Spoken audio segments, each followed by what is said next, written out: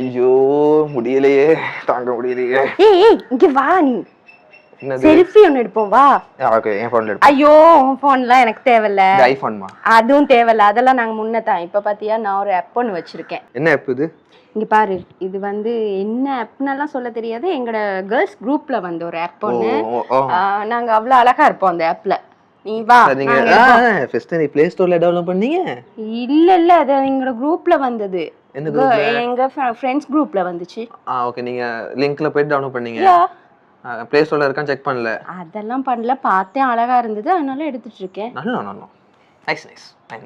ஏன் இப்ப என்ன பிரச்சனை? இல்ல நீங்க அது Play Store இல்லாம அந்த ஆப்ல ஏதாச்சும் வைரஸ் கேஸ் வந்துச்சுன்னா என்ன பண்ணுவீங்க? வைரஸா? ஆமா.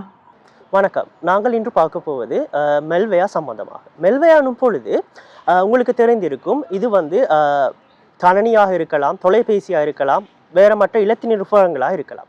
ஆகவே இவ்வாறான விடயங்களுக்கு மெல்வேயான்றது வந்து உங்களை தாக்கக்கூடியதாக இருக்கும்.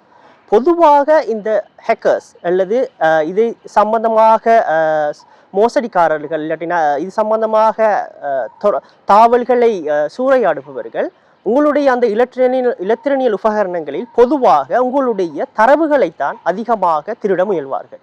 அதாவது தரவின் பொழுது உங்களுடைய தனிப்பட்ட விவரங்களாக இருக்கலாம், பாஸ்போர்ட்டாக இருக்கலாம், ஐடி கார்டாக இருக்கலாம், தொலைபேசியாக இருக்கலாம், மற்றும் உங்களுடைய வதிவிட லொக்கேஷனாக கூட இருக்கலாம். ஆகவே பொதுவாக இந்த மெல்வேயா மூலம் உங்களை குறியாக வைப்பது இந்த தனிப்பட்ட தரவுகளை தான். பொதுவாக சொல்வார்கள் தனிப்பட்ட இன்ஃபர்மேஷன் இஸ் கோல்டு என்று, அதாவது தனிப்பட்ட தரவுகள் பொன்னானது என்று. ஆகவே இவ்வாறான ஒரு பெருமதி வாய்ந்த அந்த விடயத்தை அவர்கள் தாக்க முயல்வார்கள். நாங்கள் பொதுவாக சொல்ல போனால் இந்த மெல்வேயா என்னும் பொழுது 3 விடத்தில் நோக்கலாம். அதில் ஒன்று தான் வைரஸ் என்னும் பொழுது உங்களுடைய கணினியில் ஒரு எப்பாகவோ இல்லை என்றால் ஒரு கோவையாகவோ வந்து அதை தாக்கக்கூடியதாக இருக்கும். உங்களுடைய கணனி இதனால் பழுதடைய இல்லைனா சிலோவாகக்கூடிய சாதகங்கள் இருக்கு. அடுத்து 2வது விடயம்தான் ட்ரோஜன் ஹோஸ் என்று சொல்வார்கள், அதாவது ட்ரோஜன் வைரஸ். உங்களுக்கு தெரிஞ்சிருக்கும் ட்ரோஜன் ஹோஸ். இந்த கருத்தை அடிப்படையாக கொண்டுதான் இந்த ட்ரோஜன் வைரஸ் என்றது வந்து மெல்வேயா வந்து நாங்கள் கூறுகிறோம். அதாவது இது எப்படி என்றால் உங்களுடைய கணனியில் இதை உட்செலுத்திய பிறகு உங்களுக்கு தெரியாமல் அதில் பின்னால் வேற ஒரு ஆப் வந்து இயங்கி கொண்டு இருக்கும். அதாவது நீங்கள் நினைப்பது ஒன்று, அதில் நடப்பது வேறொன்று. ஆகவே இவ்வாறான விடயங்கள் மூலமும் உங்கள் கணனியோ இலத்திரனியல் உபகரணங்களோ பாதிக்கக்கூடிய வாய்ப்புகள் இருக்கு.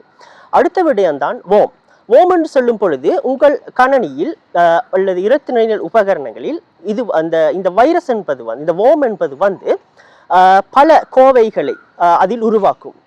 இதன் போது உங்களுடைய இலத்திரனியல் டிவைஸ் இல்லைனா கம்ப்யூட்டர் வந்து ஸ்லோவாகக்கூடிய சாத்தியக்கூறுகள் இருக்கு.